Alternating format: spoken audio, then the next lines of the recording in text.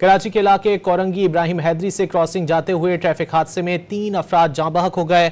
हादसे के बाद मुश्तइल अफराद ने डंपर को आग लगा दी। मजीद जानेंगे डॉन न्यूज के नुमाइंदे बिलाल खान से। बिलाल, क्या तफसीलात सामने आ सकी, मजीद क्या मालूम हो सका?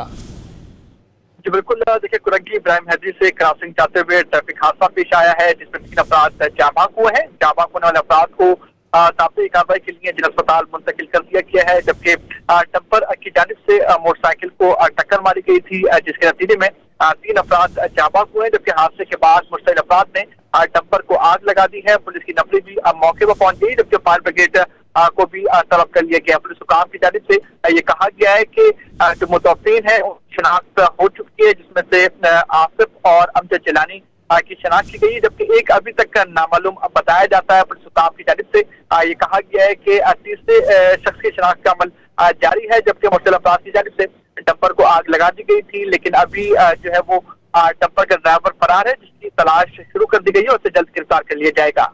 बिलाल, हम देख रहे हैं कि इस तरह के हादसात में इजाफा होता जा रहा है, क्या वजह है कि इसमें कमी नहीं आ रही?